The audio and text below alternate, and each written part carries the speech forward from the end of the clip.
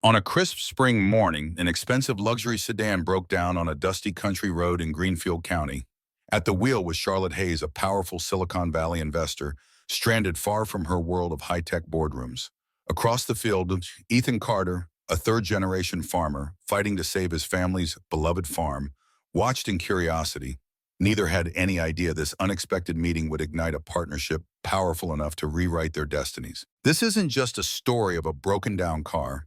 It's about redemption, second chances, and the strength of American farming traditions. A story that every hardworking, independent-minded American man can appreciate. What Charlotte discovered on that farm didn't just revive old dreams, it sparked a community movement and transformed countless lives. Stay until the end to witness how a simple act of kindness became a life-changing opportunity. And don't forget to hit subscribe to follow more inspiring real-life stories like this one. On a crisp spring morning in Greenfield County, Ethan Carter, a third-generation farmer in his mid-30s, rose before dawn to tend to the horses on his family's land. Carter Hill Farm. The farm itself sat nestled among rolling hills of emerald pastures with a winding dirt road leading to a stately but weathered wooden gate. Ethan's daily routine began, as it always did, pouring a scoop of feed for each horse and checking on their overall health. Carter Hill Farm had been in the family for nearly a century, originally purchased by his grandfather during the lean years of the Great Depression. Over the decades, the Carters cultivated not just crops, but a reputation for hospitality, neighborly support, and innovative approaches to agriculture that balanced tradition and forward thinking. Ethan was the youngest of three children, but the only one who had truly taken the farm to heart. His siblings, William and Nora, had chosen lives in the city, pursuing careers in finance and marketing that had little to do with the smell of freshly tilled soil or the bleating of newborn lambs. Ethan, on the other hand, cherished the rhythms of rural life, sun-up to sundown work, rotating fields to maintain soil health, and carefully blending new technology with time-tested methods. He had been away briefly for college, earning a degree in agricultural business at a nearby university, but was drawn home by the lure of the land and by a strong sense of responsibility toward the family legacy. After his father, Robert Carter, suffered a mild stroke a few years prior, Ethan took over day-to-day operations of the 80-acre homestead. His mother, Linda Carter, had recently moved with Robert to a smaller property just a few miles away, so she could look after him in comfort. That left Ethan alone in the original farmhouse, a worn but charming structure whose corridors echoed with stories of generations past. Despite the sometimes grueling nature of farming, Ethan had managed to expand their organic operations, negotiate successful partnerships with local restaurants for farm-to-table produce, and even experiment with new irrigation methods to tackle the unpredictable climate shifts. But financial security was an ongoing battle. The farm's original barn needed extensive repairs, its roof prone to leaks after decades of New England winters. The cost of modern machinery was daunting, and the few grants Ethan had applied for had been met with bureaucratic hurdles or outright rejections. Banks seemed far more interested in the swift returns promised by large corporate farms than the steady community-centered gains that a traditional family farm could offer. Still, Ethan remained optimistic, remembering his grandfather's oft-repeated mantra, "Tend to your neighbors and the land will tend to you." He was reflecting on those very words while caring for Maple, one of their beloved mares who had developed a slight limp when he heard the unmistakable wheeze of a car engine in distress. A loud sputter and an abrupt silence followed. As he looked out through the barn's open doors, Ethan saw something completely out of place on his dusty country road. A sleek black luxury sedan, hazard lights flashing, its driver's side door ajar. Squinting, he spotted a figure in a sharp navy business suit stepping onto the gravel. He recognized the look of frustration and mild panic on her face. It was the same look he had seen on neighbors' faces during storms or equipment breakdowns, but there was a certain polish to her that hinted she was not from anywhere around these parts.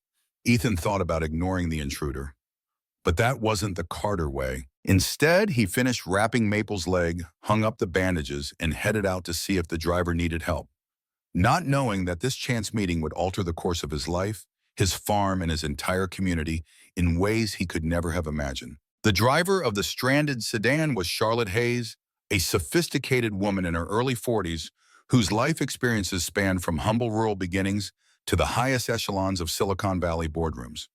Despite her polished exterior, Charlotte's heart pounded with a mixture of irritation and concern as she inspected the car's engine. She had been on her way to an important business meeting in the city of Burlington when her vehicle, a recently leased luxury model, had decided to quit without warning.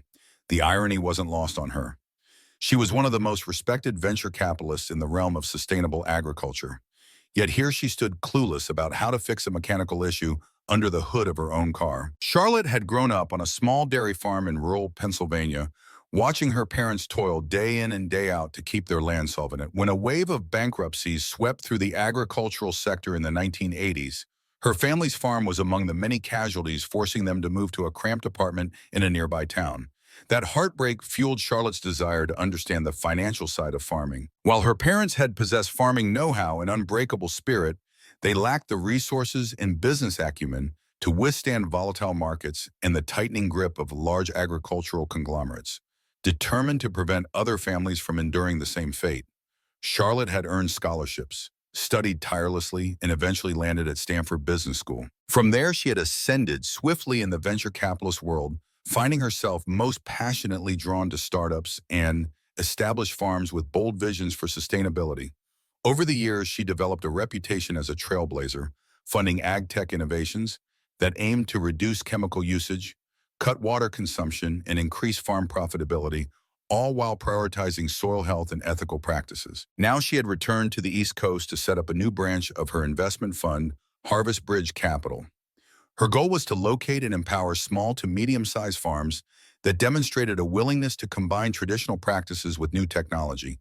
She had read countless reports describing the struggles of family farms, but also the success stories of a few that had defied the odds through creative, often community-driven approaches. She wanted to find those innovators, invest in them, and create replicable models that could revitalize rural economies.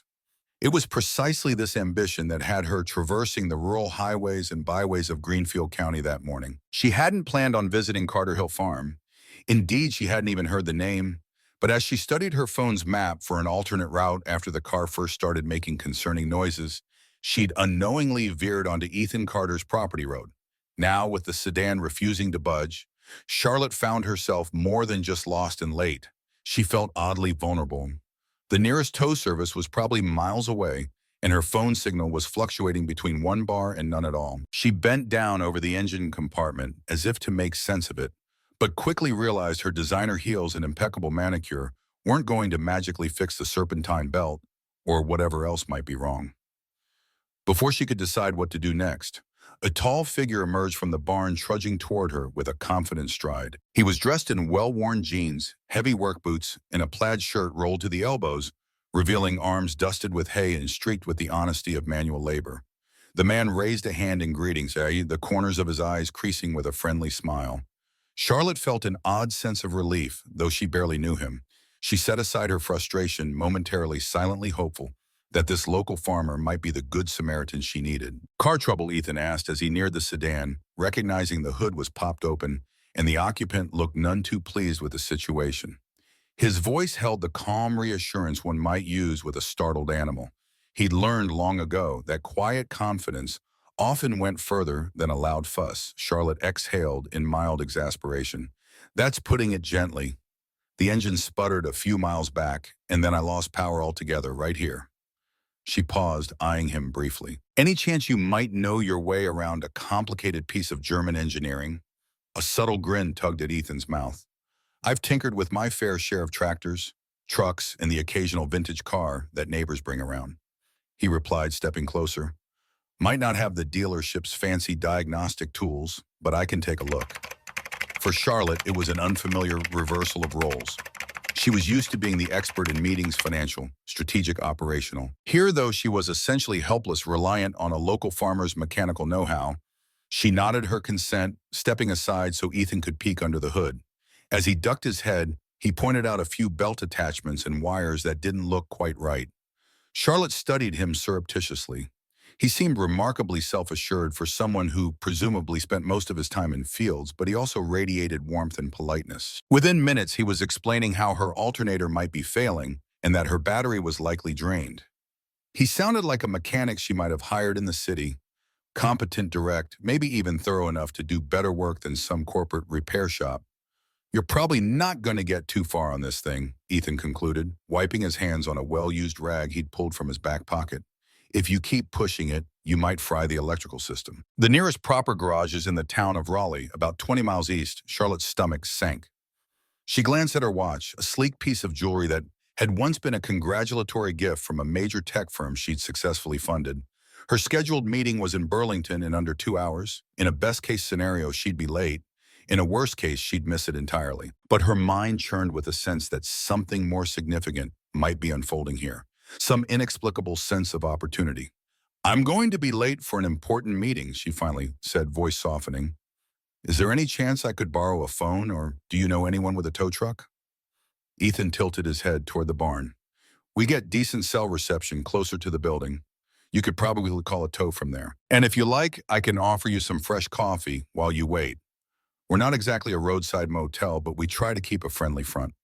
The invitation took Charlotte by pleasant surprise.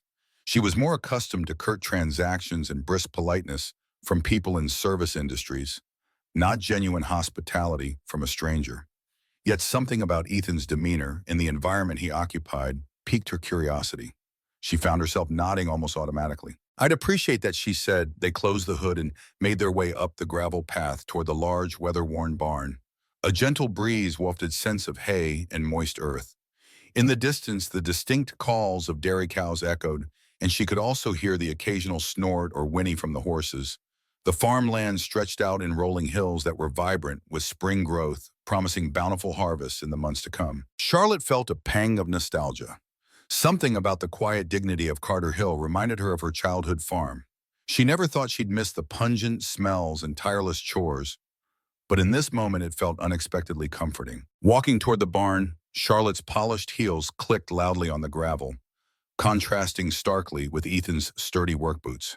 She noticed the structure before her was equal parts heritage and modernity.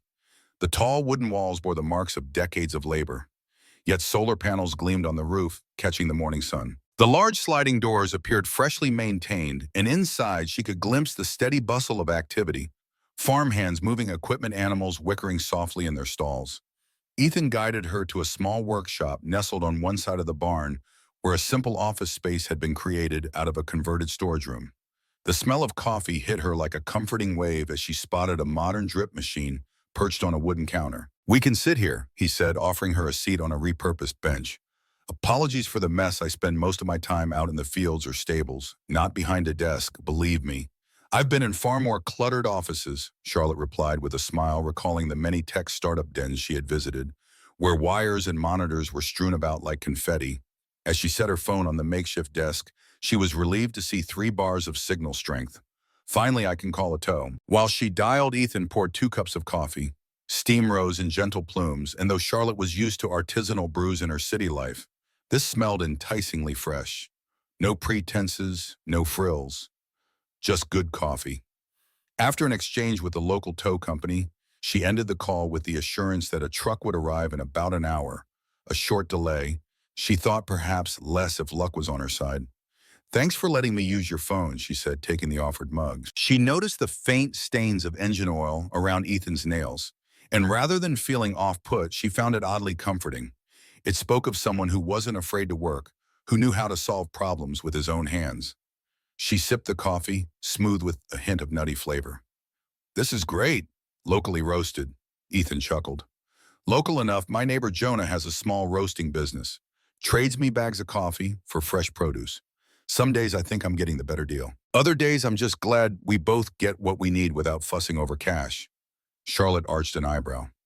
"That kind of barter system is something my father used to do. We'd trade milk for everything from yard work to mechanical repairs.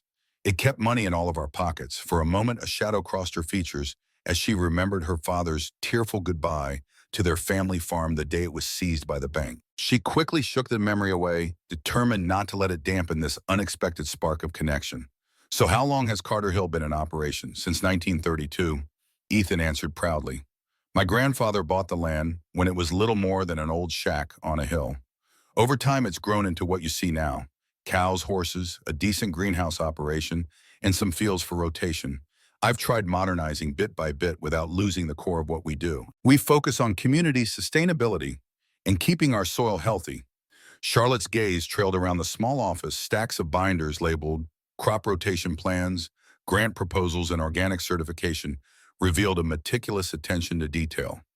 On a corkboard, she spotted what looked like rejection letters from banks alongside newspaper clippings featuring local farmers markets and philanthropic events sponsored by the Carter family. "You're applying for agricultural loans?" she asked gently. Her professional radar peaked. Ethan nodded, a bit more subdued now. "We've needed funding for upgrades, an irrigation system, better barn facilities, and expansions to handle the growing market for organic goods. But the banks, well, they don't always see us as a safe bet. They'd rather give big loans to large-scale commercial outfits than to a smaller family-run place like this. I've got some grants pending, but the wheels turn slowly." He paused, then ventured a question of his own. "You mentioned your father did bartering. Did you grow up on a farm?" Charlotte hesitated, but somehow she felt comfortable enough in Ethan's presence to be honest. "I did, yes. We lost ours when I was a teenager. Ever since I've been committed to understanding the financial side of farming, helping others avoid what happened to us." She cleared her throat. "I run Harvest Bridge Capital. We invest in sustainable agriculture." Ethan's eyebrows rose, interest evident. "That sounds like exactly what the world needs more of." Little did either of them know just how much the synergy of their respective passions would soon come to transform not just Carter Hill Farm, but the entire region. A brisk knock on the doorframe interrupted their conversation. One of the farmhands, a lanky young man named Jared, stepped in. "Ethan Maple's bandage slipped and she's limping again," he said, giving Charlotte a polite nod in greeting. "Should I rewrap it or wait for you?" Ethan set his coffee mug aside. "I'll handle it. Thanks, Jared." He turned to Charlotte. "I need to check on my mare. The tow won't be here for a bit, so how about a quick tour while I deal with Maple?" Charlotte glanced at the time on her phone. She still had half an hour or so before the tow truck's estimated arrival. Despite the pressing nature of her scheduled meeting, she found herself intrigued by the offer.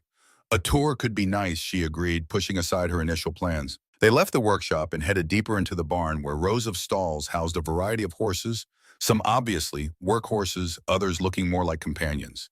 Each stall door had a brass nameplate: Maple, Daisy, Rusty, and so on. Maple was easy to spot. A chestnut mare with a soft gaze, she nickered as Ethan approached, lifting a hoof gingerly. "Hold still, girl," Ethan murmured, running his hand along her flank. Charlotte watched as he carefully removed the bandage, revealing a minor cut that required antibiotic ointment. His steady hands and calm voice soothed the horse, and Charlotte couldn't help but admire the gentleness in his method. It struck her how farmers had to be masters of many trades: veterinarians, mechanics, accountants, and botanists all rolled into one. After securing the fresh bandage, Ethan led Charlotte to a side door that opened into a fenced paddock. A small group of goats grazed in the distance, while a few curious chickens pecked at the earth nearby. In another corral, a pair of steers ambled lazily under the sun. Beyond the paddocks, she could see sprawling fields with neat rows of vegetables. A greenhouse, its frame glinting with modern polymer panels, sat further off, while multiple arrays of solar panels dotted a small slope. "This is a big operation," Charlotte commented, her voice tinged with genuine respect. "I've toured commercial farms with half your efficiency.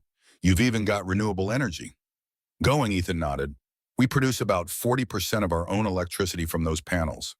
Also, our greenhouse has a climate control system tied into the solar battery bank. Keeps our produce growing a bit longer into the cooler months." Charlotte silently noted that the synergy of old-school practicality and modern tech fit perfectly into what Harvest Bridge Capital looked for. She was tempted to pepper him with detailed questions about yield distribution and revenue, but decided she'd keep it casual. She wasn't here on an official site visit after all. They walked past the dairy barn where a sweet, earthy smell mingled with the lowing of cows. Ethan mentioned how they tested new low-impact milking equipment integrated with a digital tracking system that let them monitor each cow's health and productivity. Charlotte listened with rapt attention, impressed that a small family farm was going to such lengths to stay competitive and eco-friendly. A voice in her head whispered that Carter Hill Farm was precisely the kind of project Harvest Bridge wanted to champion, yet she also knew that trust was paramount. In such ventures, farmers often guarded their independence, fiercely fearful of losing control to outside investors. She needed to tread carefully. One misstep could scare away a potential partner who seemed to embody everything her fund stood for. As they looped back toward the barn entrance, Ethan checked his watch. "Tow truck should be here soon." I'll walk you back up. Thank you for the tour, Charlotte said, and for the coffee and for, well, everything. She gave a soft, wry laugh. Not exactly how I expected my morning to go, but I can't say I regret it. Ethan smiled. Same here. If you need anything else, let me know. My father always said, a stranger's just a friend waiting for an introduction. Charlotte could practically hear her father in those words. For a moment, the weight of her city life lifted, replaced by a warm sense of welcome she hadn't felt in years. When the tow truck arrived, Charlotte made the necessary arrangements for her sedan to be taken into Raleigh for service. She weighed the pros and cons, attempting to salvage her original meeting by immediately renting another vehicle, or more temptingly, continuing the conversation she had started at Carter Hill Farm. Her phone pinged with a message from her office assistant. The Burlington investors had to reschedule anyway due to an emergency. That sealed it. She glanced at Ethan, who was walking the perimeter of his yard, giving a last set of instructions to Jared and another farmhand about rotating certain cattle. The idea of staying just a bit longer nagged at her. Though it deviated from her meticulously organized schedule, she felt compelled to learn more about how this modest farm operated. There was something intangible here, a synergy, a hope that she knew was rare. Striding over to Ethan, she cleared her throat gently. So I just got a word that my meeting is postponed. The tow will handle my car, and I'm free for the rest of the day. I know we just met, but would you be open to talking more about the farm, your plans, and maybe some potential opportunities? Ethan blinked clearly, intrigued. Opportunities like investments? She gave a measured nod, remembering the day she pitched her first major agricultural fund to skeptical financiers who believed that small farms were relics of the past, sickly. But maybe we should sit down somewhere more comfortable than a workshop.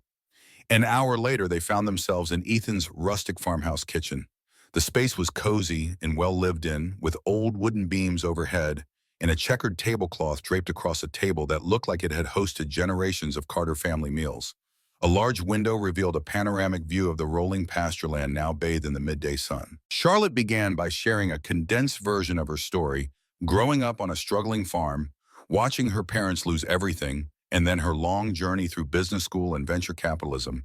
She explained the mission of Harvest Bridge Capital to partner with small and mid-sized farms that were innovating in sustainable ways but needed financial and strategic support. Her voice caught slightly when she described her father's final years consulting for struggling farms and trying to reverse some of the industrial damage done to once fertile soil.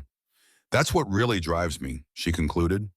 I don't want to see more families forced off their land because they can't compete or can't secure the capital they need to evolve. Ethan listened intently occasionally, sipping from a mason jar of iced tea, his gaze shifting between Charlotte's earnest expression and the rolling fields beyond the window.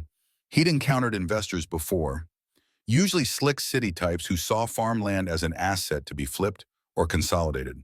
But Charlotte was different. He could sense her personal stake in the future of farming. I appreciate your honesty, he finally said, his tone thoughtful. I'd be lying if I said money doesn't keep me up at night sometimes. We've worked so hard to modernize in a way that respects the land and the community, but the bills are relentless. And if we can't expand in key areas, we'll fall behind larger competitors or eventually lose out to the same forces that took your family's farm, she nodded, folding her hands atop the table. Then let's figure something out, Ethan. If you're open to it, I'd like to learn more about your numbers, your expansion plans, and see if we can forge a partnership that works for both of us. At that, a slight ripple of relief and curiosity moved through Ethan. He gestured toward a stack of files on a nearby counter. Well, I've got records on yield cost projections and everything else. You might need to get a sense of Carter Hill's health. Her gaze followed his gesture. Let's dig in. For the next couple of hours, the two pored over spreadsheets, receipts, and feasibility studies. Ethan was surprisingly organized, maintaining meticulously updated logs of livestock, health, soil composition, and crop yields.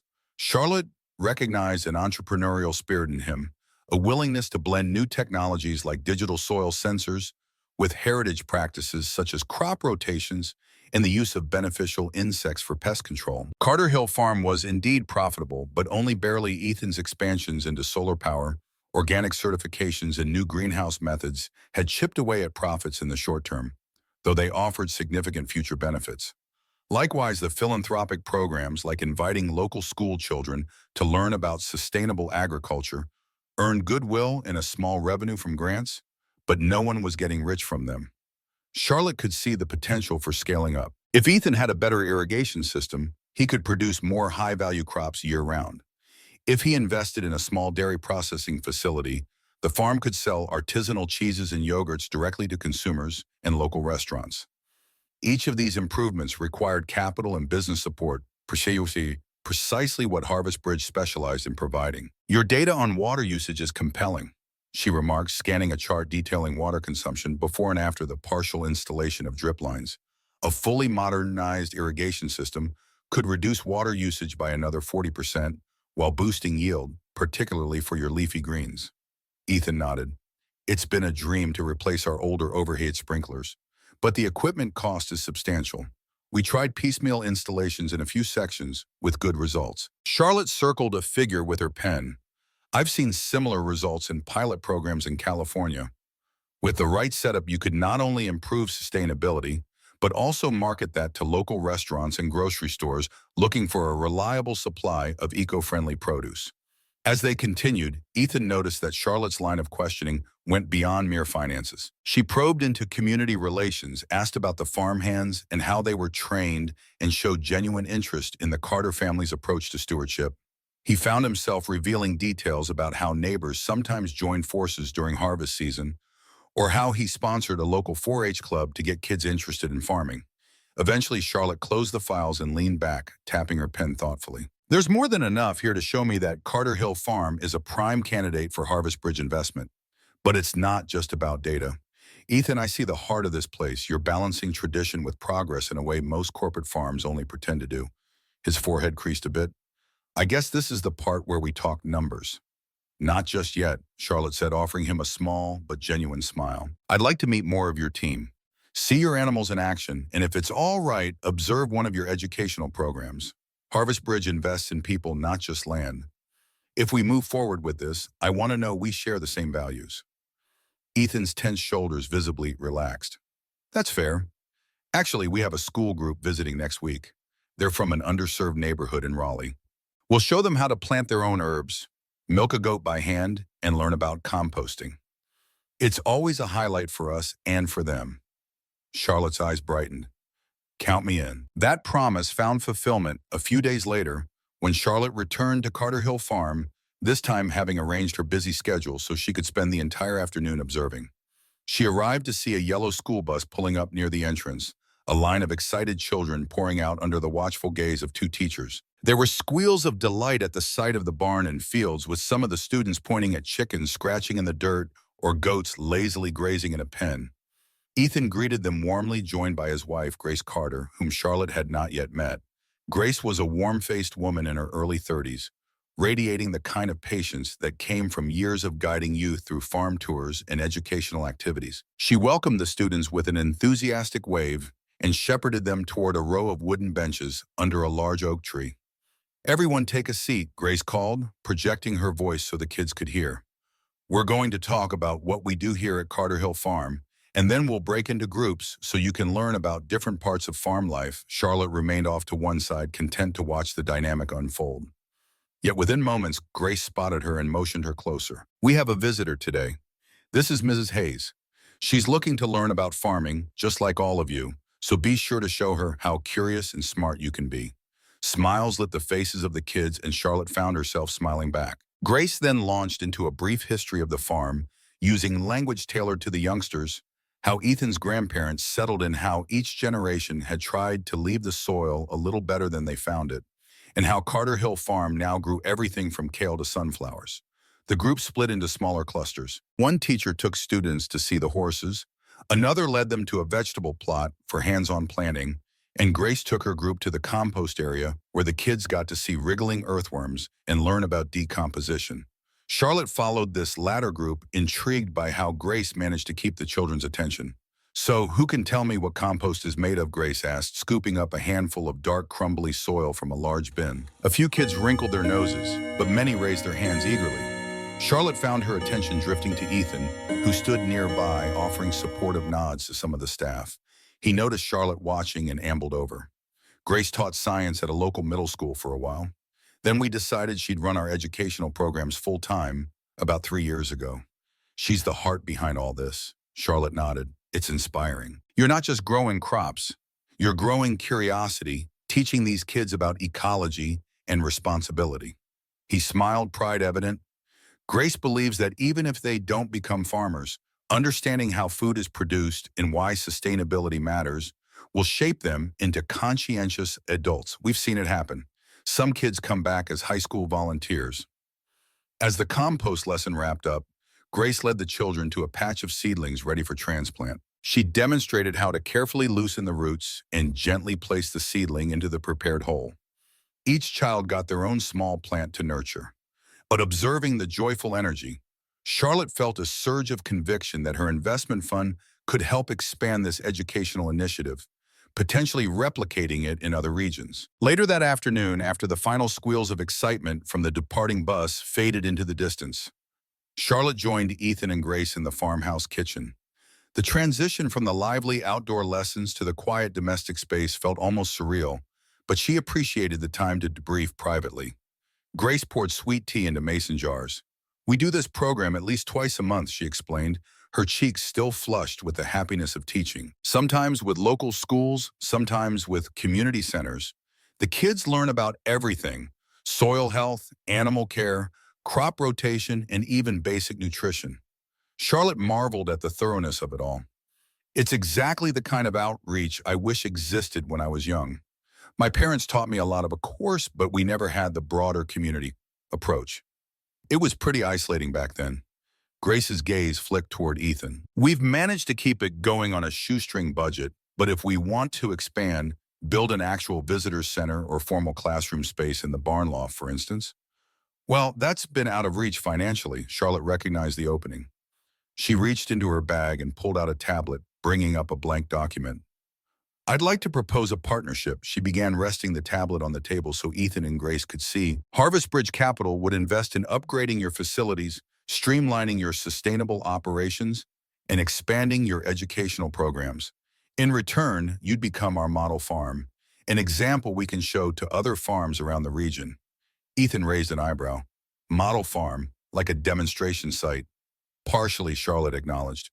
We want to attract farmers who are skeptical about or unfamiliar with sustainable practices. Let them see how you blend technology and tradition so seamlessly. We can also bring in experts, soil scientists, agronomists, economists, to run workshops here. The Carter Hill name would be front and center as a beacon for how modern agriculture can be profitable and ethical. Grace looked intrigued. That sounds exciting, but how would it actually work?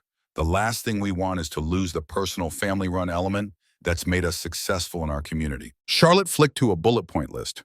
We'd structure the investment in a way that keeps operational control in your hands. We're not here to micromanage. Our role is to provide capital, strategic advice, and connections to relevant markets and research. We'd help you secure additional grants, partner with educational institutions, and develop new revenue streams. You maintain your family farm ethos. We get to show the world that sustainable agriculture is not only viable, but thriving. Ethan glanced at Grace, who offered a nod of encouragement. This is a big step, he said, but we've been dreaming of something like this. Not just for us, but for the community as well. If it means we can help other family farms avoid going under, I'm all for it. Yet I need to see the fine print. We can't risk losing everything. His voice trailed off, but Charlotte understood instantly what he meant. Like her parents did. Like so many others.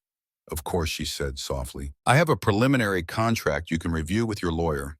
And if it's all right, I'd like to invite you both to a farm I recently acquired, the one I grew up on, actually. It needs restoration, but it might give you an idea of how serious I am about preserving family farm legacies. True to her word, Charlotte scheduled a visit 2 days later, instructing Ethan and Grace to meet her at the old Hayes family farm located a couple of hours north in the outskirts of a small town called Millbridge. The drive itself was scenic, meandering roads, cutting through patches of forest, crossing over lazy rivers, and snaking around farmland that varied from lush to neglected.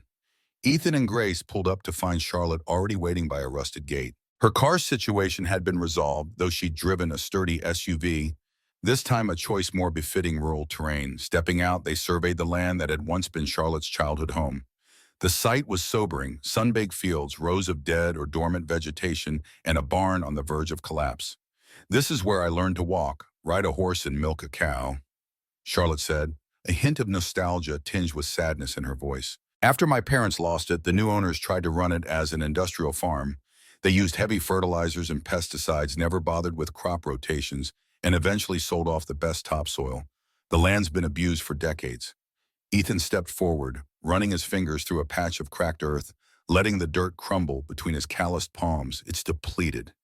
No organic matter, no microbial life worth speaking of.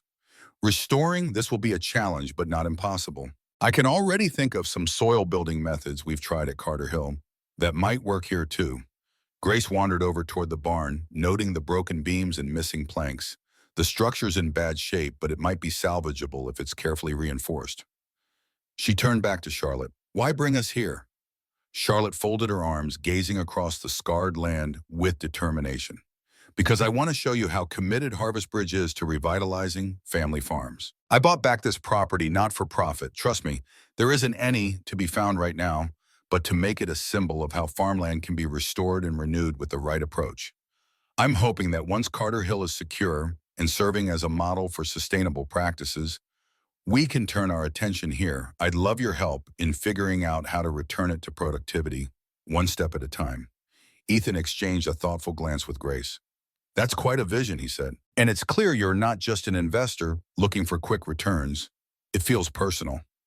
"It is personal," Charlotte admitted. She gestured at the battered barn.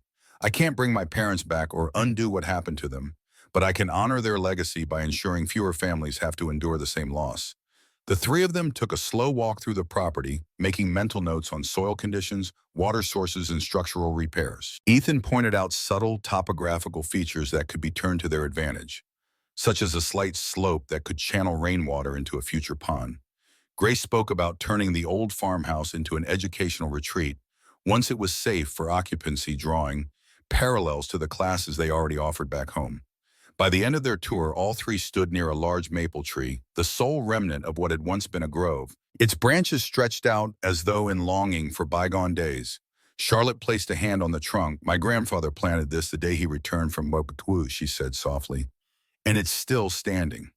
I like to think of it as proof that resilience is possible no matter how harsh the circumstances." Back at Carter Hill, farm negotiations took shape in earnest. Charlotte presented a comprehensive draft agreement outlining how Harvest Bridge Capital would provide funding to modernize the farm's irrigation, renovate the old barn, and scale up the educational programs. In turn, Ethan and Grace would commit to making Carter Hill Farm a flagship demonstration site, hosting workshops and sharing data with other farmers interested in transitioning to sustainable methods. Over mugs of coffee, the couple pored over the contract, discussing each clause. Candidly, Charlotte made it clear that operational control would remain in their hands, but strategic goals would be agreed upon mutually to ensure the farm's direction aligned with Harvest Bridge's mission. She also proposed an equity arrangement where the Carters would retain a majority stake, assuaging any fears they might have about losing their farm to outsiders. "You've addressed practically every concern we have," Grace said, flipping through the pages again. "To be certain, I appreciate how detailed and transparent this is. So many times you hear about farmers who accept big investors and then lose the soul of their farms." Charlotte nodded. "That's the exact opposite of what I want. I'm looking to preserve and elevate the soul that makes Carter Hill unique." Still, Ethan's eyes held a trace of lingering caution. "So what's the timeline on all this? If we sign, how soon does the overhaul begin?" Charlotte tapped the table with her pen. "Ideally, we'd start with the irrigation system right away, especially since spring planting is upon us. But the biggest structural changes, like building a dedicated education center, might take a year to complete. We can pace ourselves to minimize disruption." When Ethan and Grace asked about the financial returns Harvest Bridge expected, Charlotte explained that her firm took a long-term view. "We don't do quick turnarounds. Our standard horizon is 5 to 7 years. We monitor profitability, sure, but we also measure social impact, environmental improvements, and community engagement." That last part caught Ethan's attention. Measuring community engagement. "That's a metric I don't hear about often." Charlotte smiled. "It's something we pioneered. We believe that a sustainable farm doesn't exist in a vacuum. It's part of an ecosystem that includes the local people. So we track how many educational sessions are held, how many schools are reached, even how many new farmers are inspired by your model. After several days of review and a few minor revisions, the Carters finally felt comfortable enough to sign. To commemorate the moment, Charlotte invited them out for dinner at a quaint local restaurant that specialized in farm-to-table cuisine. The mood was celebratory, but also tinged with the nervous excitement that accompanies major life decisions. As they clinked their glasses of local cider, Grace made a small toast to Carter Hill Farm and to new beginnings. May we grow stronger with each seed we sow, and may we remember why we sowed them in the first place. Charlotte and Ethan responded with smiles and raised glasses, each lost in their own private reflections. The alliance was official, but the true work lay ahead. Perhaps that was the biggest comfort of all, that they were forging a path forward, not alone but together with a shared sense of purpose, guiding them through the uncertainties of farming life. The following weeks were a whirlwind of activity. Harvest Bridge Capital swiftly released initial funds, allowing Ethan to procure the modern irrigation system he had researched for so long. Trucks arrived bearing spools of drip-line tubing and specialized valves designed to minimize water loss. Technicians worked closely with Ethan's own hands-on crew, ensuring the system integrated seamlessly with Carter Hill's existing fields. Just as critical was the barn renovation. While the main structure remained sound, the roof and several support beams needed upgrading to accommodate future expansions like additional stables and a possible visitors gallery. Grace spearheaded the design of a new educational wing in the loft area, envisioning interactive exhibits in a small classroom space where children could learn about soil, science pollinators, and sustainable farming practices. One day, as Ethan and Charlotte walked through the half-finished loft, they stopped to watch workers replacing old floorboards with sturdy new planks. Sawdust danced in beams of sunlight pouring through open windows. The smell of freshly cut wood reminded Ethan of helping his father repair fences as a child. "I'm amazed by how quickly this is coming together," Charlotte remarked, leaning against a newly installed banister. Ethan ran a hand along the smooth wood. "It's a testament to what a little capital can do when properly directed. For years we've had the vision, but we were just barely scraping by. Now we can implement improvements in real time without making compromises that undermine our values." Charlotte nodded, a note of satisfaction in her eyes. "This is precisely the synergy Harvest Bridge wants to foster.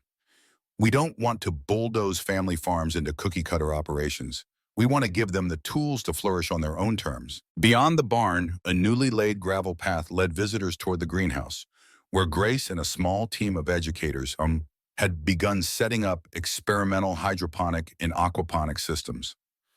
Children and adult visitors alike could watch vegetables grow in nutrient-rich water, while fish tanks provided an additional biological cycle. The greenhouse became a focal point, demonstrating cutting-edge techniques alongside traditional seed starts in earthy soil beds. Charlotte was particularly proud of the farm's new data monitoring system. Soil sensors transmitted information about moisture levels, temperature, and nutrient content to a centralized dashboard. Ethan's farm hands received real-time alerts, allowing them to optimize planting, watering, and fertilization schedules. Coupled with solar panels that had been expanded on a nearby hillside, Carter Hill inched closer to being self-sustaining in energy and resource use. Of course, challenges arose. A sudden late spring frost threatened young seedlings. The barn renovation uncovered hidden termite damage in a sidewall requiring immediate remediation.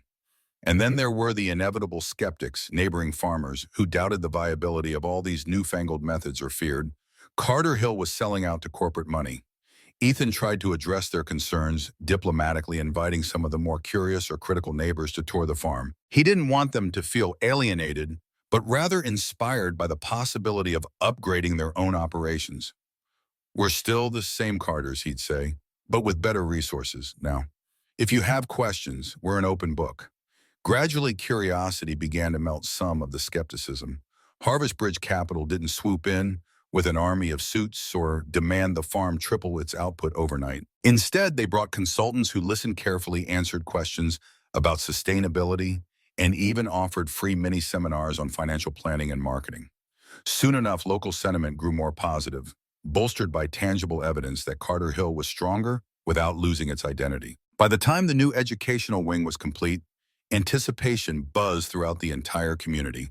The official opening day drew school groups, local dignitaries, journalists, and neighboring farmers to see the unveiling of Carter Hill's transformation. A modest stage had been set up by the barn entrance, decorated with hay bales and potted flowers. Strings of white lights crisscrossed overhead for an evening celebration. The event began with an informal tour. Visitors wandered through the newly revamped barn, marveling at the exhibits. In the loft, children gaped at interactive displays that explained how compost works or how crop rotation benefits the soil. In a corner, an older man who owned a nearby farm peppered a Harvest Bridge consultant with questions about implementing drip irrigation, scribbling notes on a scrap of paper. Grace took her turn as tour guide, leading a gaggle of local reporters through the greenhouse, explaining how the aquaponics system worked. They snapped photos of lettuce thriving in water tubes as fish swam beneath a symbiotic cycle that had the reporters labeling it futuristic. Though Grace pointed out that aquaponic principles had ancient roots. Outside, Ethan and a few farmhands demonstrated how the new irrigation setup allowed for precision watering. "We used to waste so much water," Ethan explained, pointing to an array of sensors perched on wooden stakes. "Now we know exactly when and where moisture is needed." Some folks in the audience murmured approval, mentally calculating how much they could save on water bills if they adopted the same approach. As sunset approached, Charlotte found herself standing by the fence line, taking in the scene. Laughter and chatter filled the air. Children played tag around the orchard, while a guitarist strummed quietly near a table laden with homemade pies. Cheeses and jars of honey produced right on the farm. The night sky revealed its first stars, creating a soft glow against the string lights. "Quite a sight, huh?" Ethan remarked, joining her by the fence. He nodded toward a group of older farmers huddled around Grace, looking at pamphlets about transitioning to organic practices. "People are actually excited instead of apprehensive. That's the power of seeing something work in person," Charlotte answered, her voice carrying a mixture of pride and humility. "When all they've heard are horror stories of farmland acquisitions and corporate overreach, it helps to witness a good example up close." Before Ethan could respond, a staff member signaled for them to come to the stage area for a few words. The spotlight that had been rigged atop a tractor shone on a small podium where a microphone waited. The crowd settled into straw bale seats or gathered in clusters around the stage, the hush of expectation bringing a gentle calm over the farm. Ethan cleared his throat, stepping up to the mic first. He began with gratitude, thanking the farmhands, the neighbors, Harvest Bridge Capital, and especially his wife, Grace. "None of this would be possible without everyone's cooperation," he said, voice thick with emotion. "Carter Hill Farm has always been about family and community. Thanks to this partnership, we're not only surviving, we're thriving." He handed the microphone to Charlotte, who took it with a warm smile. As Ethan said, this is a community effort. Harvest Bridge doesn't succeed unless the people on the land succeed. We're here to help build a future where family farms remain the backbone of America's food supply. Tonight, seeing you all here, farmers' families, children and neighbors, it reminds me of why I got into this in the first place. In the months that followed, Carter Hill Farm soared to new heights. The improved irrigation allowed for a robust summer harvest of leafy greens, tomatoes, and peppers, which local restaurants devoured eagerly. The dairy cows, now benefiting from cutting-edge monitoring systems, showed improved health and milk production, inspiring Ethan to experiment with artisanal cheeses that quickly became a hit at the local market. Meanwhile, Grace's educational programs expanded into a formal curriculum. School buses arrived almost daily, each delivering a fresh wave of curious students, eager to learn how plants grew in the greenhouse or how to gently milk a cow. Teachers praised the hands-on approach, finding that many kids developed a newfound respect for food and the labor behind it. Some students even returned on weekends with their parents to volunteer. The educational loft became a hive of activity, hosting seminars on everything from beekeeping to composting, taught by experts. Harvest Bridge helped bring in from across the country. Charlotte split her time between Carter Hill and the rejuvenation of her own family's old farm, which she'd christened Millbridge Meadows. There she applied many of the same restoration techniques, soil amendments, crop rotation, careful reintroduction of native plants that Ethan had perfected. When funding permitted, she would invite him and Grace up for consultations, gradually transforming those battered fields into something teeming with life again. Beyond these two farms, word spread of Harvest Bridge Capital's unique approach. They began receiving inquiries from small farming communities around New England, curious about how Carter Hill had defied the odds. Some families even uprooted to Greenfield County, drawn by the promise of a supportive farming network. Ethan found himself guiding tours for other farmers almost weekly, sharing the inside scoop on the balancing act between technology and tradition. One late autumn evening, the Carters hosted a harvest festival. The towering oak near the barn was festooned with lanterns, and the tables were piled high with produce from their fields. Squash pumpkins, corn stalks, apples. Families mingled, children darted about collecting fallen leaves, and a local band played lively fiddle tunes. Amid the communal laughter and abundance of the season, Charlotte found herself reflecting on how far they had all come since that fateful day. Her car broke down at the farm's gate. Grace emerged from the barn, carrying a tray of freshly baked bread. "Try this," she said, handing a slice to Charlotte. "It's from the new line of wheat we planted after updating the irrigation system." The bread was soft, its crust golden, and the taste carried a hint of sweetness. Charlotte closed her eyes in delight. "This is wonderful. You're going to spoil me for any other bread." Grace grinned, taking off her oven mitts. "We're testing if this variety can handle early frosts. If it does, we might have a new staple crop next year." As they chatted, Ethan joined them, wiping sweat from his brow after hauling a giant pumpkin for the children's carving area. He and Charlotte shared a quick look of mutual understanding, recalling how their partnership had been forged in such an unlikely manner. "I never thanked you properly," Ethan said gently, placing an arm around his wife's shoulder. "Not just for investing here, but for believing in what we wanted to build.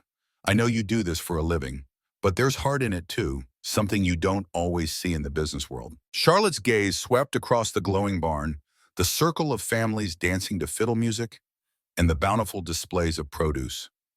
"This was the dream," she replied softly, "to see family farms, not just surviving, but thriving, and to be part of a community that values what really matters: healthy food, healthy soil, and real connections." In the distance, the first stars of the evening shimmered above the rolling hills, as if bearing silent witness to the transformation that had taken place. Carter Hill Farm was no longer just a plot of land with some gues and crops. It was a beacon of possibility.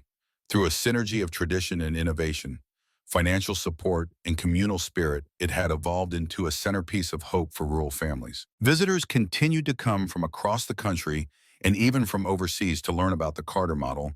New collaborations blossomed, from advanced composting projects to cutting-edge agronomy research. And under the gentle guidance of Ethan and Grace Carter and the steadfast partnership with Charlotte Hayes, the farm that once teetered on the edge of financial ruin had become a living testament to the power of perseverance and the belief that true prosperity arises when a community cares as much about each other as they do about the land they share. As the festival wound down and lanterns were extinguished, one by one, the final strains of fiddle music drifted into the crisp night air. Charlotte took a quiet moment to step away from the crowd and stand by the very gate where her car had broken down those many months ago. In the moonlight, she could still picture the scene. Her in a designer suit, frustrated and late, and Ethan coming up to her with a reassuring smile. A lot had changed since then, but one thing remained constant: the land was alive, and so were the hopes of the families that toiled on it. Carter Hill Farm would forever stand as proof that sometimes the most unexpected detours lead to the greatest rewards, and for Charlotte, Ethan, and Grace, there was no doubt that their journey had only just begun. Beneath the gentle glow of the harvest moon, Carter Hill Farm stood as living proof of the American dream, reborn. From financial hardship and uncertainty, Ethan and Grace Carter, with Charlotte's vision and support, transformed their land into a thriving example of sustainable agriculture, neighborly support, and family tradition. Charlotte didn't just invest capital, she reclaimed her own family's legacy, ensuring no family would suffer the heartbreak hers did years ago. Ethan and Grace didn't just secure their farm, they created a community beacon that inspired countless others, showing what's possible when innovation meets tradition and when good people come together. What do you think about the revival of family farming and sustainable agriculture in America today? Would you support a farm like Carter Hill near your hometown? Share your thoughts in the comments below, and remember to subscribe to our channel for more unforgettable stories that resonate with the values we cherish most.